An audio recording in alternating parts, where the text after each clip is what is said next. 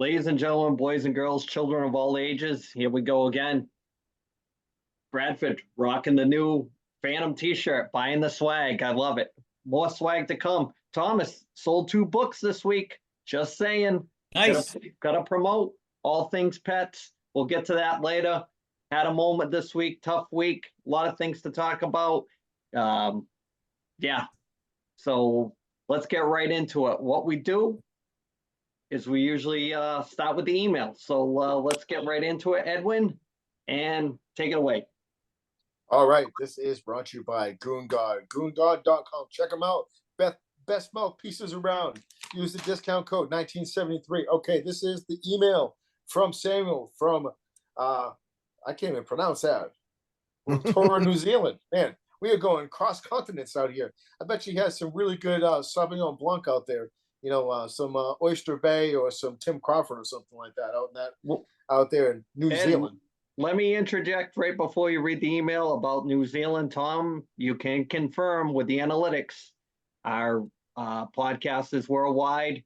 We've gone really deep with some of these countries. The only one that I haven't seen any bings from is that great country of Russia.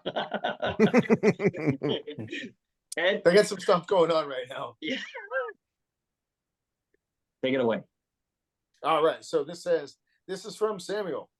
Hey, 1973, as a person who always wanted to be in the podcast world, where do you see your podcast in 10 years? I'm going to kick it to you fellas first. Well, let's go with the man that is our true north, the professor, our Gordon Soley, our Jim Ross. Tom, where would you like to see the podcast in 10 years? What would you envision in your brain? 10 years? 10 years, I've got my own show. See you guys. I'm simulcast on ESPN. Damn. No, so hopefully we've grown a little bit, you know, hopefully. Shawn Michaels, man. Damn. Yes. Yeah. Hopefully we can build it enough where we're making a little bit of money from this, you know. Who knows? Bradford, what do you got?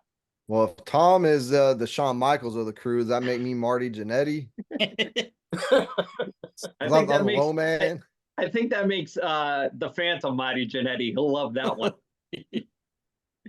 What do you think? I like in 10 years. I mean, I like to see us, you know, right here, man. You know, we're all sitting around sipping some fine spirits, some bourbons, reading these new books that just got recently delivered. Now you know who bought the book, Andy. Right up, Brad. Right. It's not where your podcast is going to be in 10 years. It's where your friends writing books are going to be at in 10 years, man. So go get a book, get a shirt. That's what I care about, man. This, you know, I've known you guys for when did I start? Maybe a year ago, Brad. It was right after the football. It was like October. So not quite a year, but I feel like I'm a part of the family. You know, I'm all in on it. So 10 years, who knows? Maybe we'll be here. Maybe Tom will have a solo project. Who knows? I won't forget you guys. I'll come back and guest star every once in a while. Yeah, for a fee. As long right? as you pay me. Yeah. Well, I want to ask our marketing department, our Mouth of the South, Ed, where do you see the podcast 10 years from now? Well, I think that we've made some good. I think we've made some good choices, and we've been very consistent, showing up every week. You know, putting the boots on. You know, like you know what I mean. Like you know, paying our dues. You know, saying our prayers, eating our vitamins. You know, we're gonna fill our shoes. You know what I mean? And if anybody knows the promo, you know, sometimes the cream rises to the top. It takes a while. But being serious, I'd love to see this in 10 years where, you know, all of us could be, you know, doing this. It's a great opportunity for all of us to get together every either Friday or Saturday night, see each other for an hour. Andy, Tom, like what we used to do back in the day. Brad and Chris, we brought you guys into the fold. And this is what we used to do. We used to strap them on, go out and play hockey and stand on the parking lot for 1, 2, 3, 4, sometimes 8 hours. And, you know, so this was just a great opportunity for everybody to kind of get together, no matter how busy life is. Zoom is a wonderful platform for all of us to get together. So if we can maybe turn some money and make some money at this, and alleviate some pressure from us as we get older, and as we get a little bit more decrepit and whatnot. That would be helpful. So it's just really, this was Andy's idea to get everybody together, and can't thank him enough for doing this. And it's really about getting together with friends. So can't thank him enough for this. I think if you look at the big picture, the hardest part is behind us. I think now it's just the road has been paved. We just need to, keep traveling down that and bringing people closer together, bringing people on that maybe were afraid to come on at first. Get the Phantom on.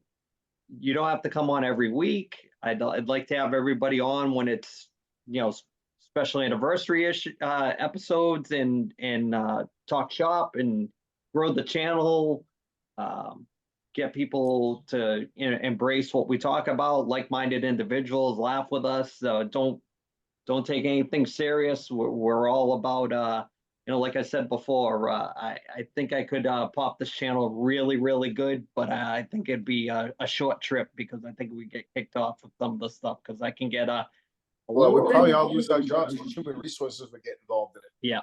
Yeah. From all the companies that we work for. Just Yeah. saying.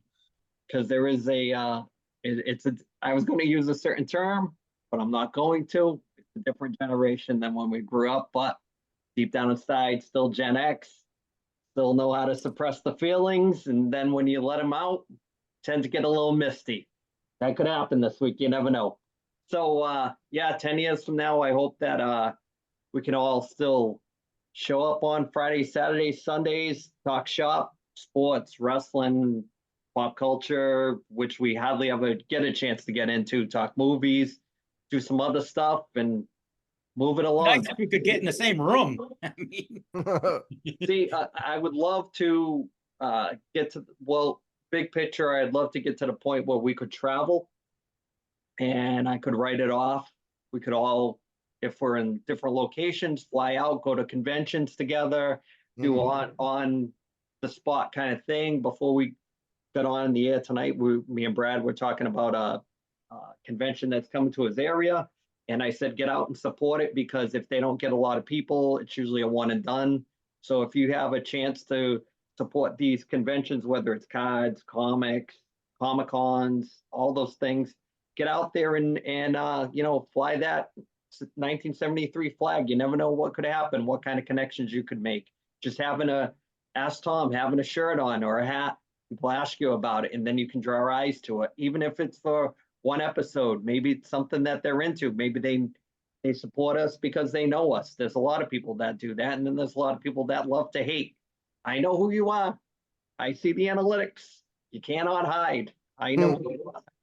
So, thank you I thought that was a great question. I think that there's a lot of people that want to start a podcast and they just don't do it because they can't be consistent with it or they don't know how to start.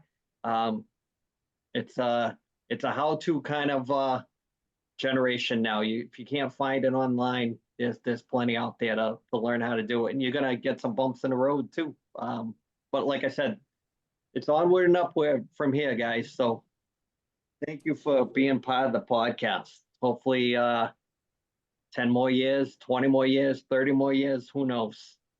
So speaking of that, last week, Brad wasn't here. He was on a little trip to Dallas. This week, Chris isn't here, but he did do a review of a local collectibles and toy store in our area, Kojo's Toy World. Tom, do you want to shed any light on that before I roll the video? yeah, he's Kojo. He's a local guy from Westport, Mass. He's a local indie wrestler, and he started his own business, and it's on 104 William Street in New Bedford, Mass. Yep, and if you're watching this tomorrow, Sunday the 14th, Yep, Tommy Dreamer is going to be there from, I think, 2 to 3. 2 to 3. And then later in the month, Danhausen's going to be there. That'll be his third time. Yeah. Oh, yeah. So get out, like I said, get out there, support it. That way, it's a stone's throw away from where we live. So it's great to get out. So I'm going to drop that video in maybe here with Chris. You know, those old vintage toy shops like that, man, they have a lot of ties to wrestling. Like even Dallas Vintage Toys had Mark Henry in there. They had Danhausen in there. They had Matt Cardona in there. Like those are like the last, meccas of pop culture and wrestling for us, man. So that's Matt awesome, Cardona dude. is a huge collectible guy. Yep. Yeah, he's even got his own line of action figures. I think they're the old school Bendums. Uh, Man. yeah, check that out. Speaking of, before we get on to talking wrestling, I want to mention somebody I've been trying to get on this podcast. I absolutely love vintage classic wrestling figures. There's a company called Powertown Wrestling. Mm. Check out those figures. They are absolute. They're better than any other figure that's out there. If you're into vintage stuff, they're coming out with their second line. It's got Junkyard Dog in it, Dory Funk, Jack Briscoe, Medusa, Kamala, and I'm missing one. I'll think of it as we go along. But the belts are fantastic that they come with. The detail is fantastic. The head scans. Wahoo McDaniel is the other one. Absolute fire. Check them out. Trying to get them on the show. They said they're gonna come on eventually, and then, I keep poking them, and we'll get them on eventually. I can't wait to talk to them. Cannot wait. So, Bradford, we missed you last week with some wrestling talk. Money in the Bank, the Samoan Werewolf. Told you about this guy before they signed him, Jacob Fatu. The guy is fantastic. Thoughts? Me? Oh yeah, Bro. Oh, you told me about Jacob Fatu. And then I went and YouTubed the guy and was following him on socials and seeing all these clips and highlights. I was like, this dude is a freaking madman. And then when he got in the ring at Money in the Bank, so first of all, this Money in the Bank was legitimately great television. It was incredible. I thought the men's match went over really well. I thought LA Knight and Andrade, if I could give like co-MVPs for the night, I thought that they carried that men's match well. I thought this is gonna piss you off, man. But the women's ladder match, Money in the Bank match, was almost better than the men's. And Chelsea Green gets my MVP. Zoe Stark, I almost want to give her my RIP because she almost died twice. If you go back and watch it, there was a couple botches. Io Sky kind of had a rough night in there. I don't know what was going on with her. She's kind of in the middle of several different botches. But all in all, that Money in the Bank was phenomenal. Now, when Jacob Fatu took that DDT from Randy Orton and Randy was ready to RKO him, and he just stood up and was like, bro, his no sells, and then he did it again on SmackDown. He'll just take all this punishment from people and then get up, and he's just fired up. It just like powers him up, man. I think WWE was correct that he was going to steal the spotlight from Solo, and I think they're trying to keep him in the background, but he is such an athlete. Like a man of that size should not be able to move as gingerly as he does. And I mean, it's incredible, man. Like bro, I can't wait to see where they go with this bloodline story. They have so many storylines going in WWE with mommy coming back on Monday night. Can we talk about that? That was incredible. So you got that storyline. You got this Punk, Seth Rollins, McIntyre storyline that is absolutely cooking. The people are pissed about Drew McIntyre cashing in the Money in the Bank for all of 5 seconds. But what an incredible twist and storyline that is. They've got the Bloodline saga. Bro, Roman Reigns supposed to come back in SummerSlam. I can't fucking wait, man. I'm gonna bring up two things. One about the Jacob Fatu thing. The no sell, it fits his character right now. Mm-hmm. But it goes to show you that you don't have to put a dude through a table to get somebody over as being tough. You know what I mean? You don't have to hit him with 10,000 things. He just no-selled one of the more iconic setup moves for a finish in the last 15, 16 years, right? So it kind of establishes him as, like a killer almost. And the other thing is that you didn't mention was the Cena surprise. Oh, how could I forget? So if we could, that is a talking point for fantasy booking. As soon as he mentioned how it was going to go down, that WrestleMania would be his last match. There's so many ways you can book that, like the long term storytelling for the next 9 months up until WrestleMania. Does he win and beat Flair's title and retire with one of the belts and take it with him? So there's only one world title. Do they let him take? Is this finally the way they get rid of a belt? They just let him retire with the belt, 17-time champion, greatest of all time. Does he beat Flair's record? I heard Flair's on the outs with AEW. He's done.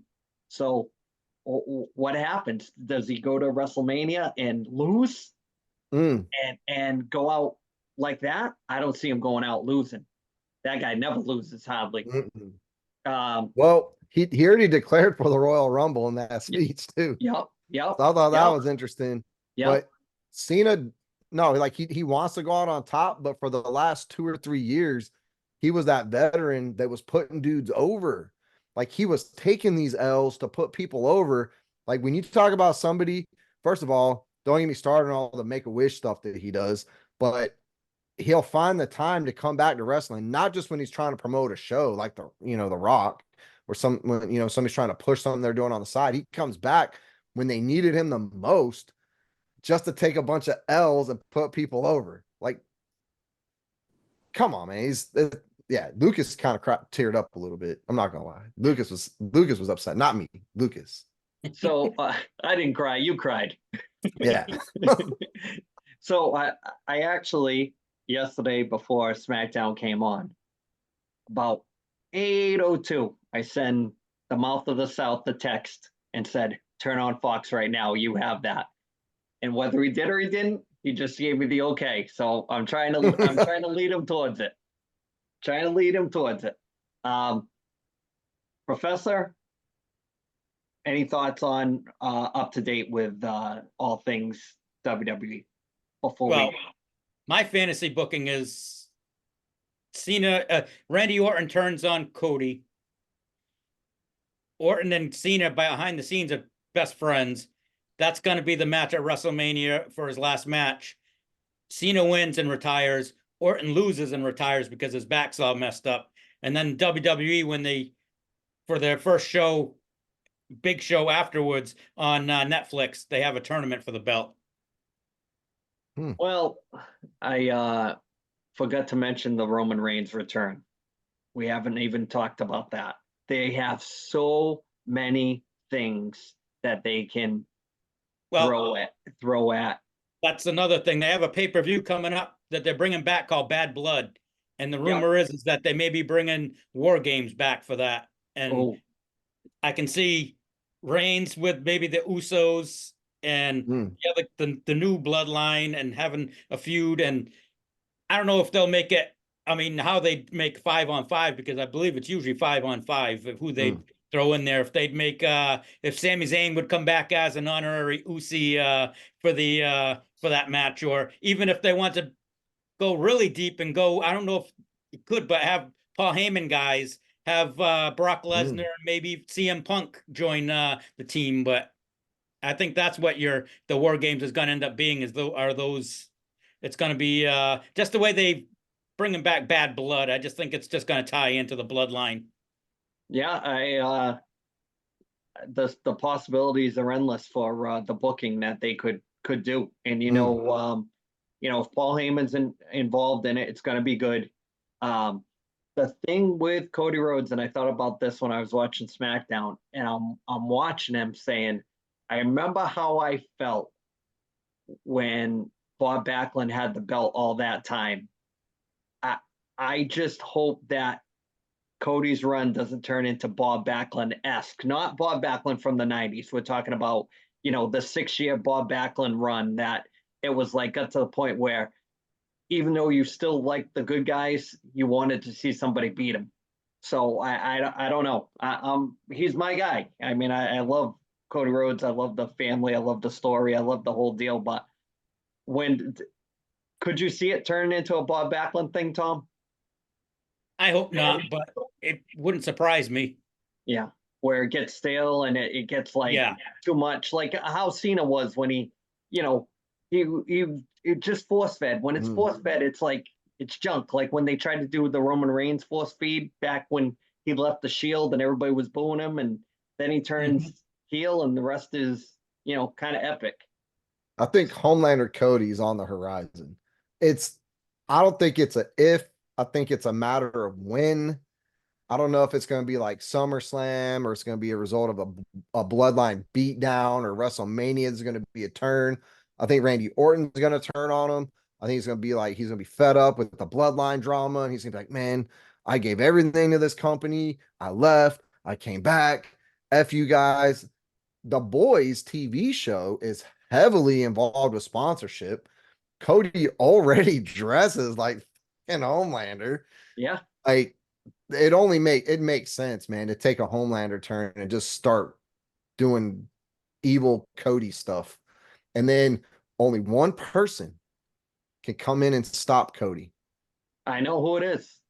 Well, you better believe, because if you say his name, he will appear.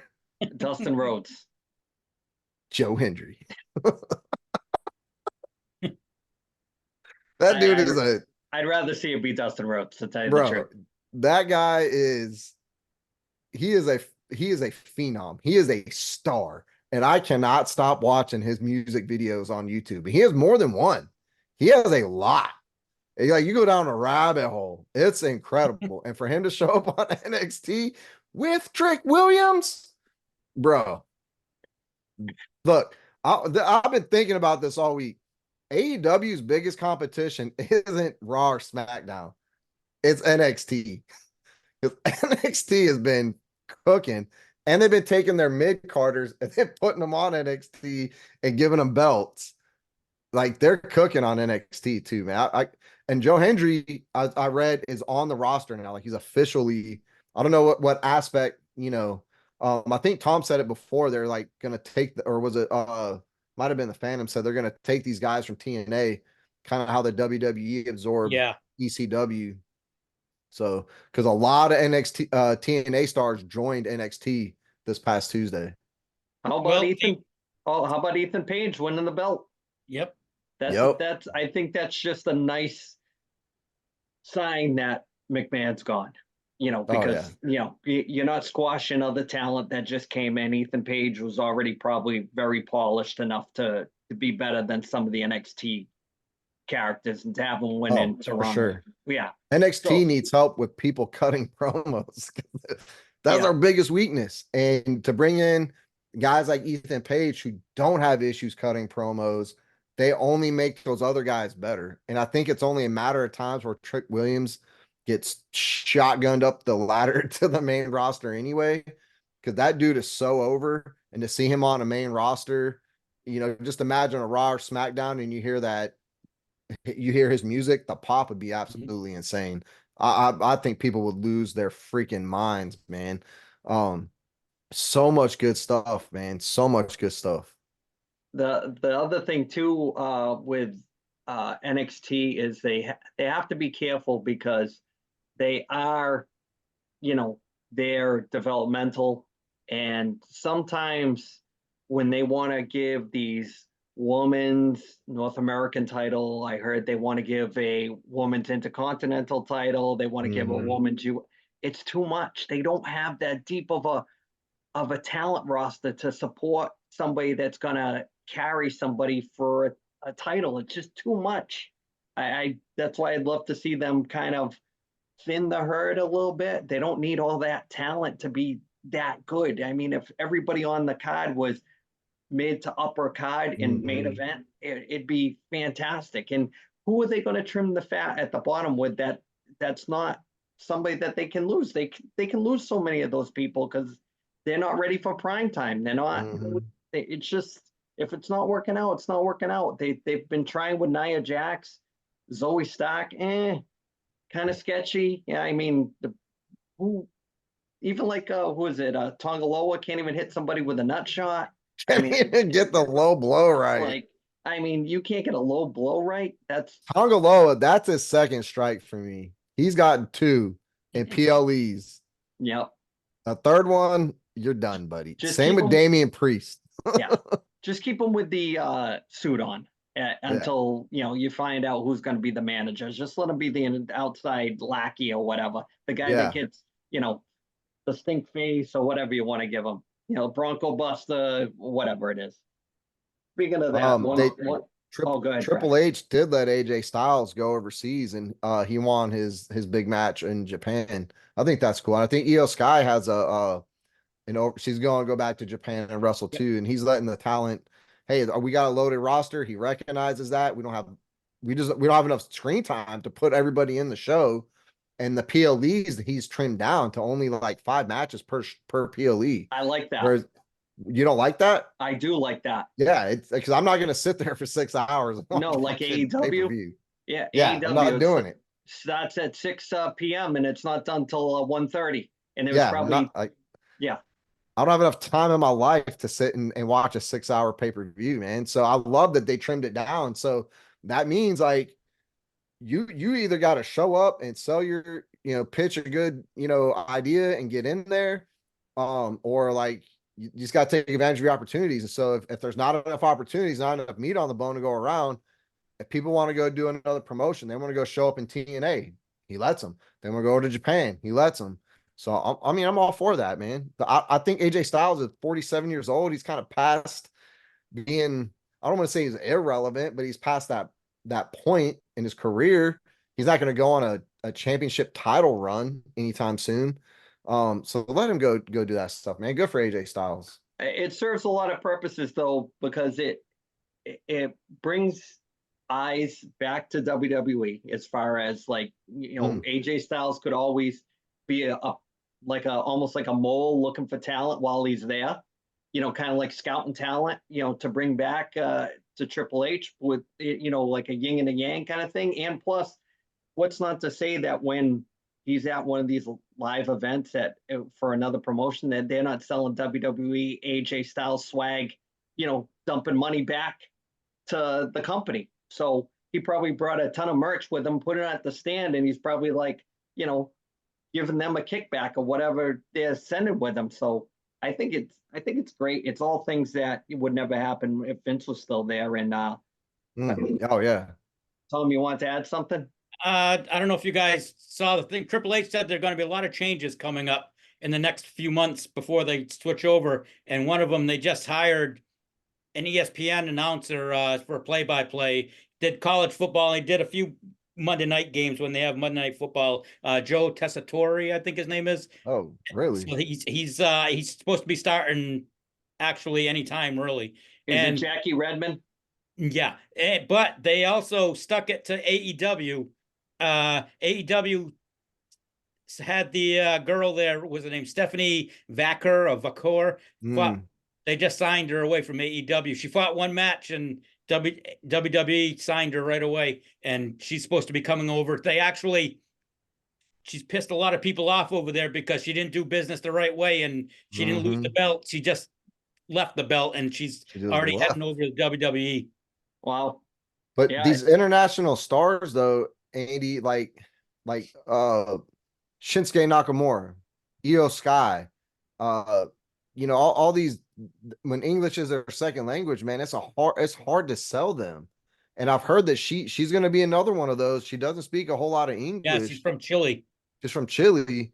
And I think it's going to be a hard sell. And the women's division in WWE is already so freaking loaded. They literally don't have room for another megastar. But not in a good way. It's not loaded in a good way, though. It's top heavy. I think it's top heavy. Yeah. It's like they have mommy, Nia Jax inserts herself into everything. Tiffy Stratton, she's the next big star. She's had some issues with wardrobe malfunctions also, I want to point out. I think they're top heavy in the women's division, and they have their big, and Becky Lynch is still due to come back, and then Bailey, of course, and then there's a sharp drop off of talent, and NXT has one or two big stars. I think Sol Ruka is going to be a huge star. I think she's going to get called up. She's super athletic. She's like a hippie version of Tiffy Stratton. They're going to get, they're really top heavy, and then there's no mid card. This is like it bottoms out. I don't know why they're trying to make so many new belts. Just I don't know. Give them their own Speaking of show. which, well, I want to bring this up because I couldn't believe my eyes when I saw this. The ending to the Owen Hart Women's Division finals with Wacky. Tony Storm doing the actual blade job. I went back and watched it. She went in, gave it the old zip, bleeding all over the place. Looked like kind of like a 60s horror movie, the way she they went to black and white, and Pretty accurate. yeah, it looked good on TV. It looked fantastic. And I don't know what they're doing with her protege that won, the name escapes me. Mariah May. Mariah May. It's great because she plays I wasn't expecting that. So credit to them. Tony Storm's great. I don't know why WWE let her go. She's fantastic. That character is great. She almost does the old Hollywood type thing. Great Joan Crawford type Betty Davis thing. Great. I like Tony Storm, and Dr. Britt can't really wrestle, but she's really easy on the ice. I gotta say, she came back and she looked phenomenal. She was talking about how she had a mini stroke. I know Tom. We discussed that during the week. She had said she had a little bit of paralysis in one of her hands. Ed, big fan of Dr. Britt. Thumbs up. I sure am. Oh yeah. DMD. DMD. I sure am. Yep. You haven't seen her since she's been back. She came back. She had a half cut shirt. The abs were fantastic. She is a knockout. I don't know what she's doing with Adam Cole because she's already bigger than him. Thoughts on that angle before we move on, Bradford? We've had this talk before, man, and I like that. I like watching a match when somebody gets cut or busted open, and it's like, oh, it like feeds into the story, and you're like, oh, I didn't see that coming, and it makes it even more exciting and more interesting. But you got to use it sparingly, and I feel like AEW is almost turned it into a gimmick because they use that tactic so much that when I first started watching, it was just on a weekday, and I was like, oh, there's blood everywhere. It's literally all over the mat. It's all over the ring. What are they going to do? Then the next match, it was the same thing. And the next match, it was the same thing. So I don't know if they've dialed it back, but I thought the bit was good. I don't think it was necessarily like overdone. I just think with how I look at AEW right now, it's just kind of like they pulled an old trick out, But I love that Tony Storm, like she's been getting a lot of love from AEW lately. She's been pulling some really neat promos. She's really, captured the camera's attention. So good for her, man. Good for her.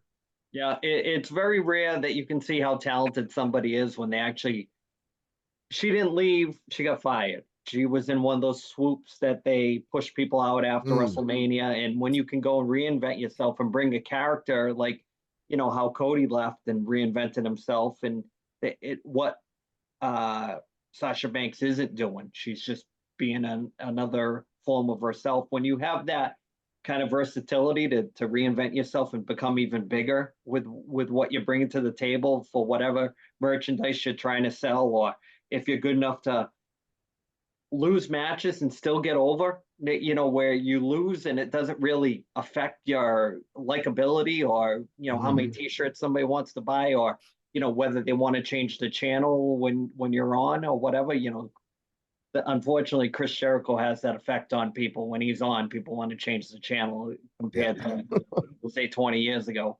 Don't even get into that whole thing, that whole match the other night with him and Samoa Joe. That was horrible.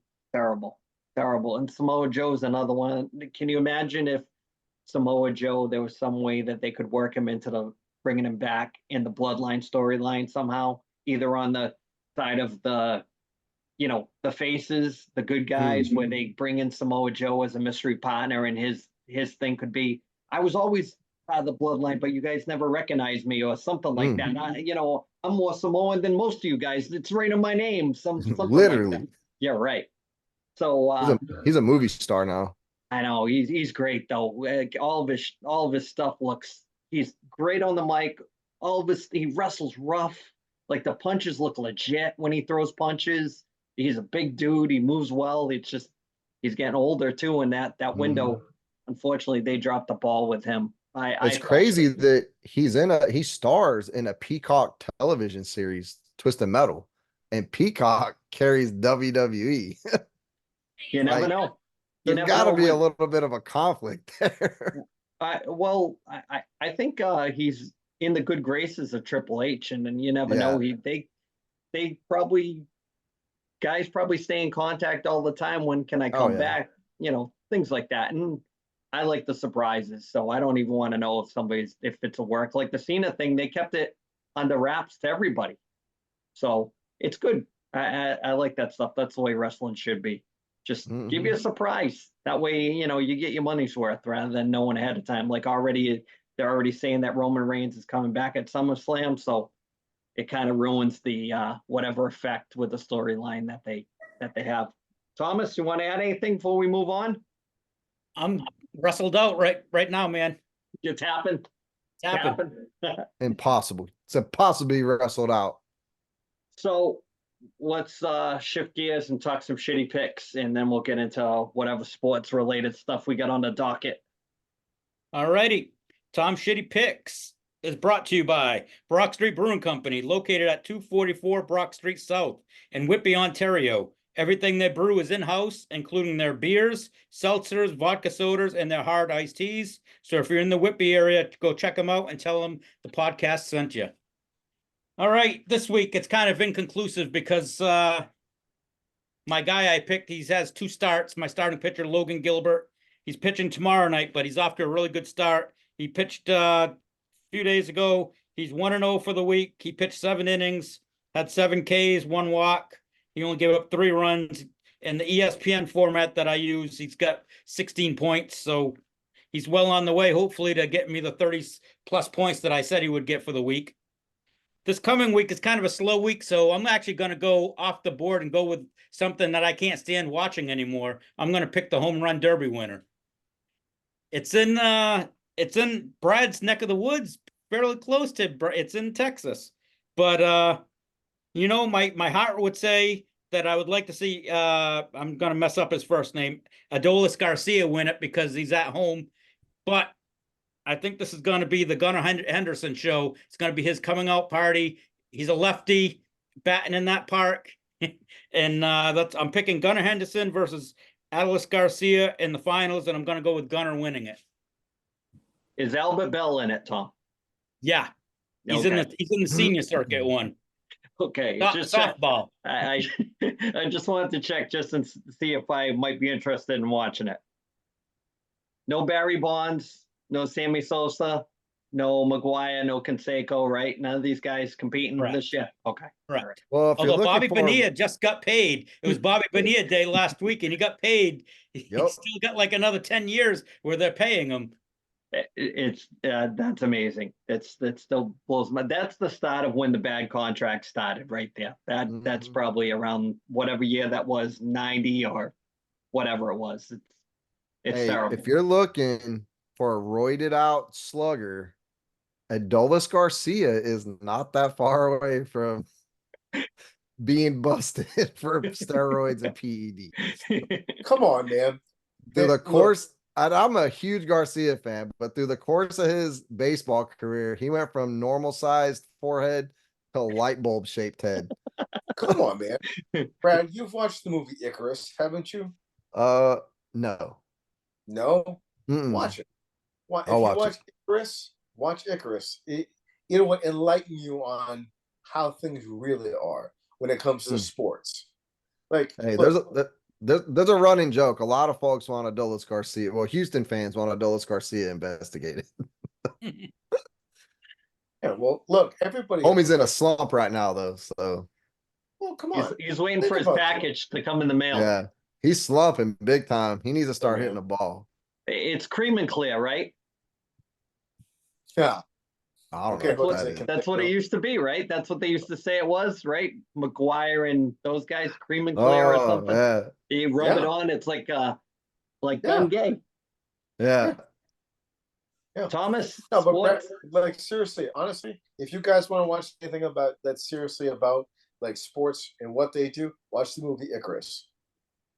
Watch it. Gotcha. And you will learn about how things really were.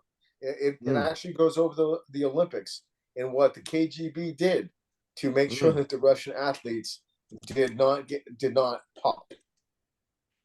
Damn. So, yeah, I mean, come on, man. We're talking billion-dollar companies that are involved. Come on, bro. Come on, we all know that. Come on now. speaking of the Olympics, it's almost that time for the Olympic Games, right? It's in Yep. That's Can't correct. wait to not watch them. And Paris. Yeah, I'm not a summer games guy. I'm a winter Olympics guy. I That's- couldn't imagine a more boring sport to watch than the Olympics, summer or winter. It's just not fun. They have baseball in the Summer Olympics. I know you. yeah, Yeah. it's still not fun. I still Yeah. don't watch it. Thomas, thoughts on all things sports? Well, I wanted to bring this up last week and I forgot, but the NHL broke that barrier last week or 2 weeks ago, and Seattle Kraken signed the first female assistant coach.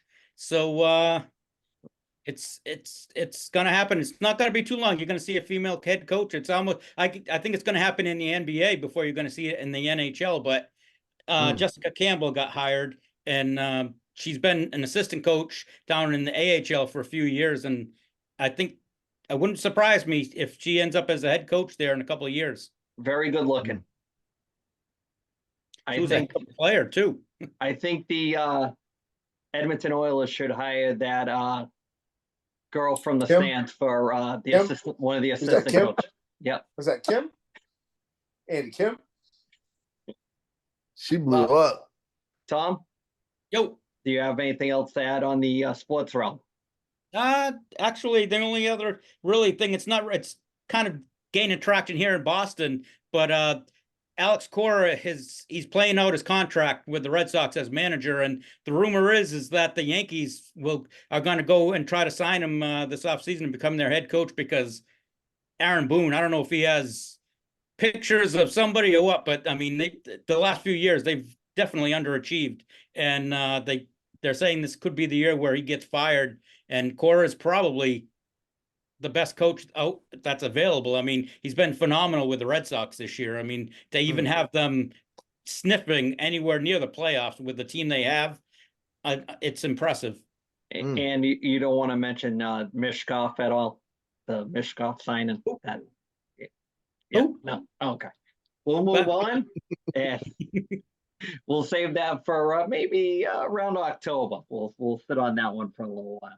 But remember, I said it. I think he's wearing 39, but we'll just leave that one alone. All right, so now is time. We've been sitting on this one.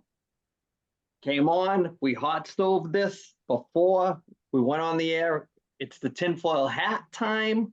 And as we are recording, something major happened. And we're going to talk about it right after Tom does the lead in. Take it away, Thomas. All righty. Brad's Tinfoil Hat Conspiracy of the Week is brought to you by the 1973 Podcast Store. Check us out. We're going to have the QR code. It's going to pop up here anytime now when, by the time you guys watch this, AC will have it up. Just scan the code and go to the store, buy some shirts. Shit. Look at Phantom shirt. I mean, what more can you ask for?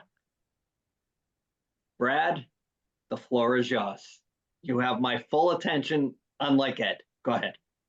I don't even know where to begin. Like, I don't know where to start. I don't know what to say.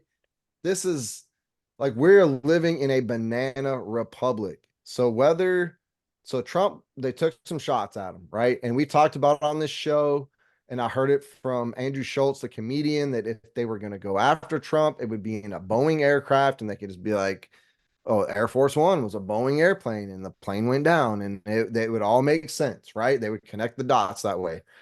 They actually took shots at him. Now, I don't know. I'm not saying these were like some fanatic, wacko, liberal, Democrat crazies because they typically don't use guns. It's usually, my people with the guns. The rednecks, the conservatives. Liberals are so anti-gun. I can't imagine somebody being so anti-gun that they picked up a gun to shoot a president. Like that's a huge leap in itself, right? Naturally, the gunman has been the alleged gunman was shot and killed. So we'll never get to ask the questions like the standard, governmental conspiracy cover up. The shooter always gets axed, either death by cops or they themselves, so we never get to know. And then I'm sure in the days that follow, we're going to see Facebook posts and a manifesto will be released to the public through the media somehow or whatever, Brad, are right? you saying that there's a script that they go by? Is that what you're trying to say? It is the most common script. Like they're not even like changing the play. Like they're just doing the same shit Are you over telling and me over they're and like over Andy, again. they're like the Andy Reid or the Bill Belichick of how the world works? Come on.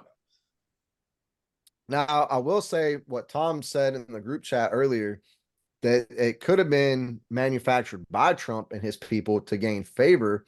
Now, I saw on like Instagram or a podcast, I don't know who said it, but they were like, our presidential election is most similar to the WWE. Like they slow roll and build these storylines, and it's manufactured entertainment that appears very real, and we love it, and we just eat this shit up. And they build it for 4 years, every election, right? Until by the time election season comes here, we're so one way or another, and we're all fighting with each other, Republican versus Democrat, Trump versus Biden, Trump versus Hillary, and so on. That we all just keep feeding into. So they give us the illusion of choice. We know that. Like it's not a real democratic process, right? It's George the Carlin. illusion of choice. We have the lesser of, we have to pick the lesser of two evils.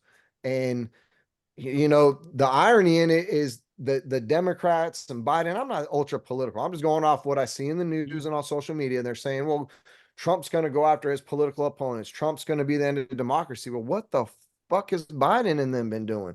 Completely weaponized our judicial system to go after an ex-president, and then he gets granted presidential immunity, and everybody loses their shit thinking he's going to use that to go after people. What presidential immunity means that if we go to war or he sends people into a country looking for weapons of mass destruction, and then we don't find weapons of mass destruction and we upend an entire freaking country over that we can't come back and sue the president or take him to criminal court because of that. That's all they're saying. That's presidential immunity. It doesn't mean he's going to, get out of office and go after Biden and look into his tax documents on a golf course resort, or go arrest him for having classified documents in his bathroom, or what else did they go after Trump for? The fact that he bought Mar-a-Lago from the federal government, just saying. Yeah, Trump. Look, they've been going after Trump since I was slinging shoes with Ed at Run and Try. Like these court cases were just one after another. And every time I thought he got clear from one, it's like, oh, Trump's arrested again. Trump's in court again. I'm like, what the hell is going on? And me and Ed used to talk. Like I was like, man, eventually they're gonna take a shot. They're gonna go after him, and it fucking happened, dude. We're like, it's like we're living in a Harrison Ford spy thriller from the 90s. Patriot Games, baby.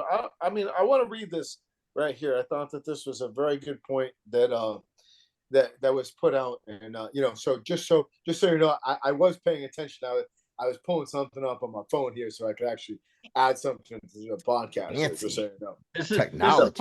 Technically part of the tinfoil hat still. We're still in the tinfoil hat. Robert F. Kennedy Jr., just not to be confused by the other people in his family that the plane that went down off of Martha's Vineyard, or the magic bullet theory, in Dallas, or the Sirhan in the hotel kitchen there. Just saying. So Robert F. Kennedy Jr. said, "Now is the time for every American who loves our country to step back from the division, renounce all violence, and unite in prayer for President Trump and his family." Well, Mm. you know, that's kind of funny coming from somebody that has the type of tragedy that that person has in that type of family. Considering we all know what happened to that family, not once, not twice, but three times. And and not kind of it does kind of funny, especially with one of them. How one of them, like off of Martha's Vineyard, just happened to be, about a seat in the Senate for New York, and Mm. certain particular person who won that seat, just saying, has a particular connection to the State Department, certain Mm. particular person that had the original Hawk Tuohy in the Oval Office, just saying. Mm. Uh, Funny how that works. You know what's Bottom line, really funny? You know what's really funny? what's Robert that? Kennedy Jr. is the only presidential candidate in the history since they started doing it to be denied Secret Service protection from the active president. They're supposed to get, if they request it, they're supposed to get Secret Service. And Robert Kennedy has been attacked twice. He's had people show up at his house and show up and come at his family on two different occasions. And both times he used that as like, hey, I've been attacked. Like the crazies are showing up and coming after me. Can I get Secret Service? And President Biden, all he has to do is say yes. And he keeps denying the request. Maybe he thinks that he's asking that the father is asking for security. Vice President Trump. Did y'all see that clip? Yeah. But I mean, my question here is this: is that let's strip away everything here. First and foremost, number one, there was an attempt on a man's life that actually was a public servant that did not take a salary. That's a fact. Mhm. Okay, that's number one. Number two, we all know that both sides of the bird, there's two wings to the same bird. I mean, they all get together and everything like that. Okay. So the thing about it is that, and like the three of us, like we talked about before, we all hopped on. Look, we all could definitely use some $2 gas and some mean tweets. You know what I'm saying? I mean that's a fact. I mean, because Yeah. the thing about it is that there's a certain particular person that's in the Oval Office and the people that are in the House of Representatives and the Senate right now, because they've taken civics, out of the curriculum. So, we actually know how government actually works, because it's real easy to blame one person. But Yeah. you see, the thing about it is that the Congress are the people that actually make the laws, you see. Mm-hmm. So there's that part. And so here's the thing about it is that, just saying, it's really easy to sit here because, you don't agree how the man talks because he Right. mean talks. Well, I mean, there's two people that are on my right hand side on the screen here that, if you remember correctly, we actually grew up with people that actually talked kind of mean to us. Because funny story, because those particular people actually went through World War II in Korea. Just say it, Mm. and they weren't so nice to us when they got the point across. Mm-hmm. And Well, and coming from my perspective, stepping back into the corporate boardroom and stuff like that, it's not so nice in there. We don't talk politically correct. Just saying, we get the point across and we make it happen. I think the people in that crowd, man, like if you go back and watch the replay, like when Trump gets shot, like the shots are ringing out, he goes down grabbing his ear. Almost nobody in the crowd even like takes cover. There's a woman in the background in white, and she's got her phone up, and shots are ringing out. And as Trump starts to go down with the Secret Service, then she finally but trying to record it, and I'm like. And then the crowd is chanting USA, USA. And I'm like, Jess, if we're there and, long shot, I'm going to go watch a presidential debate or speech. That sounds like the most boring shit in the world. And it's hot outside. But if I hear 4 or 5 shots, if I hear shots ringing out, I'm like, Jess, we're not going to sit there and live stream it. We're getting the hell out. That's the first thing I said. I said I'd be Yeah. running. Nobody minute. moved. But Brad, Wait, hold on a minute. honestly, most people, other than the 4 people on this panel, Brad, you're the one that can speak on it the most. Most people don't actually know what a round sounds like when it exits the chamber of a weapon. Bro, if I see the president go don't. down like he got shot, bro, I'm booking. Now, It's gonna be Las Vegas all over again. I want to ask you, is the lady that's recording, was the phone case bulletproof? It was an OtterBox. I don't know. Okay. Zapruder film. Don't know. But she's got the best footage in the world right now because she never put her phone down. She needs to be sending that into every media outlet. She's got first person point of view. Maybe So she'll she'll go be able to missing. tell us if Trump went down and gigged himself. I think he went down and was like, oh, Well, he came up. He had a hat on. So, I mean, the hat, did it have a, some kind of gusher Yep. underneath? Did it? That's what it like was. one of those beer can helmet kind of things with the That's what it straws? was. Went down and kind of give the old zip on the side, catch a packet. Yep. Hey, but he came up and he was fist pumping. I looked like he said the F word. I don't know if he said fuck or fight, but he said it twice. And that picture of him fist bumping and bloody, I'm like, that he just won the dang election, dude. There's two different things with that, reading lips. If he said, let's fight, then he's trying to motivate. But if he said let's fuck, that's kind of some like you're gonna have to go back and look at it. So it's two different things. Trump gets shot at, gets tackled by the Secret Service, and stands up fully torqued, ready to go. Yeah. Let's get them, boys. Ed, I was gonna say maybe it was Hunter Biden that shot at him, but he's a felon, so technically he's not allowed to own guns. So couldn't have been Hunter. allegedly. Allegedly. Come on now. Allegedly. Professor, would you like to add anything to this tinfoil hat segment? Yeah, what do you have to say? In the whole basis of the tinfoil hat, I'm saying this is all booking.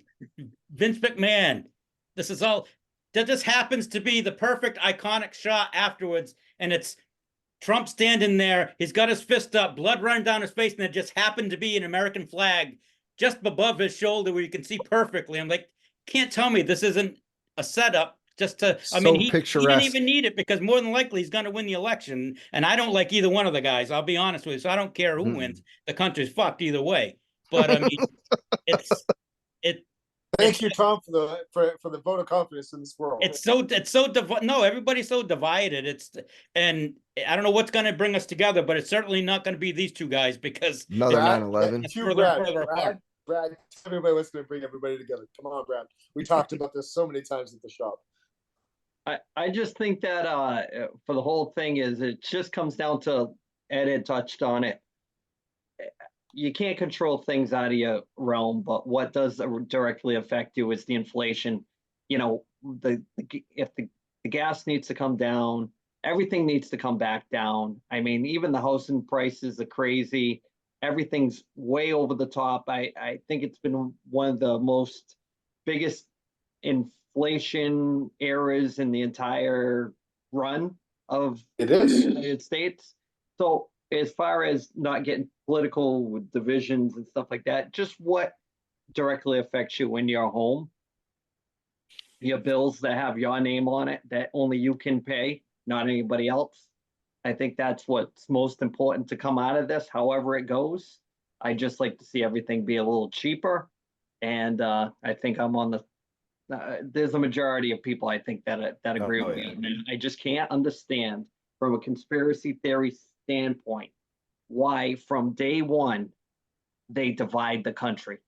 It's not a black-white thing. It's the Democrat-Republican thing right from the rip. Why, if you're not an evil nation, why wouldn't you want everybody together? That's what I don't understand. Why do you want to divide? Can't make money that way, brother. And believe me, I get it. But I'm saying brass tacks, if you don't understand it at the ground level, why would you want people arguing about stuff that they can't control other than one vote every 4 years? That one vote. But Andy, the reason why they have you do that is because it takes your eyes off of what's really going on. Ed, I know, brother. I know. I get So, the whole I mean, the thing sleight of about hand. this is that think about this. There's three of us. Sorry, Brad. I mean, you come from the Commonwealth of Virginia. So the three of us, I mean, we come from an area where we started a war over 2% tax. Mm. 2% tax. And I'm not being all political. I'm not trying to go against the government, because I assure you, people in my family have shed a lot of blood for this country. People in my family have been in this country since 1617. Okay. So, like, I don't mean it like that. And most of the people in my family have served in this country. And I still have people that still work in federal law, still in the federal government as we speak. Mm. So that's not what I'm going for. I'm trying to say is that, look, the system is failing us. And there's something that needs to be better. Like, because our fellow citizens, they like are suffering. Mm. And like the thing about it is like, and it goes back to Brad, like what you talked about, and you talked about, Tom, you talked about, Chris talked about, support your local community, make your local community better. Mm. Right. And here's the thing, here's a little economics. You know, since I am the sales and marketing director on this podcast, just for an FYI, I'll just toss it out here like this, right? You spend $100 in your local community, right? You buy from a local business, 77 out of that $100 goes right back into your local community. You buy from a regional chain, 55 out of that $100 goes back into your local community. You buy from a retail store like Sam's or Walmart and stuff like that, 33 out of that $100. You buy online, 0 goes back into your local community. And that's part of the problem. Make your local community better. How That's about your where I'm local? How about your local podcast? Yeah, No, they buy a don't. shirt. These shirts are Buy a sick, shirt. dude. It's Stop being comfort so- colors, for crying out loud. Can't beat it. Look at Tom's hat. That's some quality material. Embrace That's- the suck, people. Comfort colors. It was like 25. Like, you can't beat it. It was like $25. And $30 for shipping or something. I don't even remember. It was so cheap. made in the USA. Yep. I'm gonna buy more. I'm There gonna you go. buy one in every color. There you go.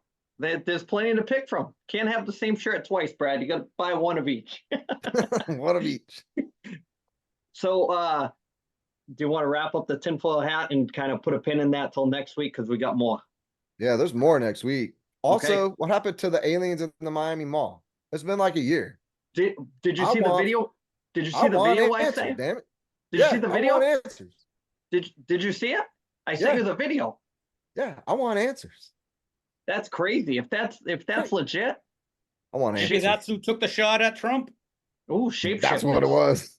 Independence Day Shape-shift. 3. That I've got the movie script right here. Come on. I hope this shooting thing is not Vince Russo booking. I hope it's at least Jim Cornette booking. So, Come on, bro. At least it makes sense. You know what I mean, What are bro? you talking about, bro? It's gonna be Huh, some bro? blue-haired Brad, liberal. bro? They're gonna refer to it as the AR-15 as a machine gun. We're gonna be like, we know you weren't the one. You've already misspoke. Yeah. Step aside. Step aside. Get out of here. All right. So Brad, actually, that'd be a great new part of the podcast, how to field strap a weapon. No, I'm not doing it. Tom, we got a new episode of Cooking with Chris we're gonna add. So Thomas, Yo. let's do the lead in, and then we're gonna wrap this up. All righty. Cooking with Chris is brought to you by the book Loving Elliot, a fitting tribute to undying love, written by our fearless leader, Andrew Clark. It's available on Amazon.com. Elliot was the oldest special needs Jack Russell Terrier when he passed away at the age of 21. I'm gonna drop that video in. I'm gonna give Brad a virtual hug for buying a book. Somebody else bought a book. I bet you it's Chris. That'll be the two people that bought books this week. I can't track that through Amazon, but there is 2 versions of the book. There's the blue cover, and Brad's got the original one. The blue cover is more of it's added stories and more pictures in the book. So if you're looking for the deluxe edition, you buy the blue one. If you want the original, buy the one that Brad has with the brown cover. So let's do some shout outs and we can wrap this up. And I don't know how to start these shout outs this week, because it's been a really, really tough week for the podcast family.